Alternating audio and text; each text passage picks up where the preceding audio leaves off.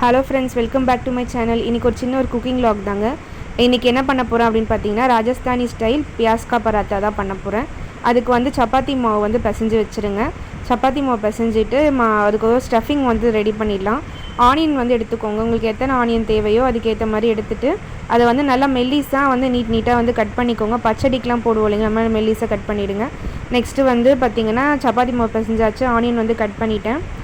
Next இதுக்கு வந்து 2 பச்சை மிளகா தேவைப்படும். உங்களுக்கு காரத்துக்கு ஏற்ற மாதிரி பச்சை மிளகா, கொஞ்சமாக கொத்தமல்லி எடுத்து வச்சுருங்க. இது வந்து பார்த்திங்கன்னா தனியா, சோம்பு, அதுக்கப்புறம் வந்து 1 ஸ்பூன் தனியா, 1 ஸ்பூன் வந்து சோம்பு, 1 ஸ்பூன் வந்து ஓமம் எடுத்து வச்சுருக்கேன். அவ்வளோதாங்க. அதுக்கப்புறம் வந்து கடலை மாவு வேணும். அதுக்கப்புறம் கொஞ்சம் கஸ்தூரி மேத்தி. இவ்வளோதாங்க இதோட இன்க்ரீடியன்ஸ். ரொம்ப சிம்பிளான இன்க்ரீடியன்ஸ் தான். நெக்ஸ்ட்டு வந்து நம்ம எடுத்து வச்சுருக்கோம் இல்லைங்களா, தனியா, சோம்பு, ஓமம், இது 3மே வந்து கொரப்பாக பொடிச்சு எடுத்துக்கோங்க. இடித்து எடுத்துக்கலாம். நீங்கள் மிக்சிலையும் போட்டுக்கலாம். கொஞ்சம் கொரப்பாக பொடிச்சிக்கோங்க. நெக்ஸ்ட்டு வந்து கடாயில் வந்து ஆயில் ஊற்றிட்டு நம்ம இடித்து வச்சுருக்கோம் இல்லைங்களா, அந்த மசாலா வந்து போட்டுட்டு லைட்டாக வந்து வறுத்து விட்டுருங்க. நான் அவசரப்பட்டு வெங்காயம் போட்டுட்டேன், அதனால் வந்து கொஞ்சம் தள்ளிட்டு அந்த மசாலா மட்டும் லைட்டாக வந்து வறுத்து விட்டுடுறேன்.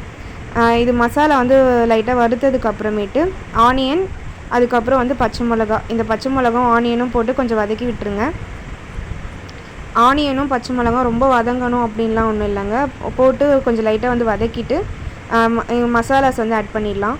நான் காஷ்மீரி ரெட் சில்லி பவுடரும் டர்மரிக் எடுத்திருக்கேன், மஞ்சள், அதுக்கப்புறம் சால்ட்டு, இது 3மே வந்து போட்டுக்கோங்க. உங்கள் காரத்துக்கு ஏற்ற மாதிரி வந்து ரெட் சில்லி பவுடர் போட்டுக்கோங்க. ஏன்னா இந்த பச்சை மிளகாவும் இந்த ரெட் சில்லியும் தாங்க இந்த சப்பாத்திக்கே வந்து காரம் தரும். அதனால் வந்து நீங்கள் உங்களோட ஸ்பைஸ்க்கு ஏற்ற மாதிரி அதை வந்து போட்டுக்கோங்க. ரெட் சில்லி போட்டுட்டு சால்ட்டு, அதுக்கப்புறம் வந்து லைட்டாக வந்து மஞ்சள் போட்டுக்கோங்க. அவ்வளோதாங்க. இதோட பேசிக் மசாலாவே இது தான். ரொம்ப சிம்பிளான இன்க்ரீடியன்ஸ் வச்சு தாங்க பண்ணோம். டேஸ்ட்டும் ரொம்ப நல்லாயிருக்கும். நெக்ஸ்ட்டு இது வந்து ரொம்ப வந்து வதக்கணும் அப்படின்ட்டுலாம் ஒன்றும் இல்லைங்க. கொஞ்சம் வந்து லைட்டாக வந்து வதங்கினா போதும். ஏன்னா நம்ம வந்து சப்பாத்தியில் போட்டு 2 பக்கமும் ரோஸ்ட் பண்ண போகிறோம். அதனால் வந்து அதுலேயே நல்லா குக் ஆகிடும். இப்போ பாருங்கள், மசாலாஸ் வந்து போட்டாச்சு. நெக்ஸ்ட்டு பார்த்திங்க அப்படின்னா கடலை மாவு இருக்குது இல்லைங்களா, கடலை மாவு வந்து போட்டுக்கலாம். கஸ்தூரி மேத்தி இதிலே கொஞ்சம் போட்டுடலாம். கொஞ்சம் கஸ்தூரி மேத்தி இருந்ததுன்னா போட்டுக்கோங்க, ஆப்ஷனல் தான் இது. கஸ்தூரி மேத்தி போட்டுட்டு நெக்ஸ்ட்டு வந்து நான் கடலை மாவு போட போகிறேன். சும்மா 1 ஸ்பூன் வந்து போட்டால் போதும். ஏன்னா பைண்டிங்காக தான் போடுறோம். 1 ஸ்பூன் கடலை மாவு போட்டு நல்லா வந்து மிக்ஸ் பண்ணி வச்சுருங்க. அவ்வளோதாங்க. ஸ்டஃபிங் வந்து சூப்பராக ரெடி ஆகிடுச்சு. இதுலேயே கொஞ்சம் கொத்தமல்லியும் போட்டு கலரி வைக்கிறதாலும் வச்சுருங்க.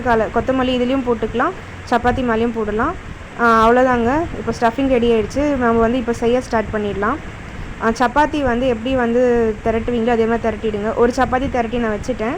இன்னொரு சப்பாத்தியில் வந்து வச்சுட்டு நடுவில் ஸ்டஃபிங் வச்சு மேலே இன்னொரு சப்பாத்தியை வந்து மூடிட்டு இந்த மாதிரி கட் பண்ணி ரோல் பண்ணிக்கோங்க. ரோல் பண்ணிவிட்டு மேலே கொஞ்சமாக வந்து கருஞ்சீரகம், கொஞ்சம் கொத்தமல்லி, கொஞ்சம் சப்பாத்தி மாவு போட்டு கொஞ்சம் திரட்டி எடுத்துக்கோங்க. இந்த மாதிரி வந்து மெல்லிசாக எவ்வளோ மெல்லிசாக வருதோ அவ்வளோ மெல்லிசாக திரட்டிட்டு 2 பக்கமும் வந்து கொஞ்சம் சிம்மில் வச்சு நல்லா சுட்டு எடுத்துட்டிங்க அப்படின்னா சூப்பராக ரெடி ஆகிடுச்சுங்க. அவ்வளோதாங்க. இது வந்து பிரேக்ஃபாஸ்ட், டின்னர் எல்லாத்துக்குமே ரொம்ப சூப்பராக இருக்கும். நீங்களும் ட்ரை பண்ணிவிட்டு எப்படி இருக்குதுன்னு மறக்காமல் கமெண்ட் பண்ணுங்கள். பை.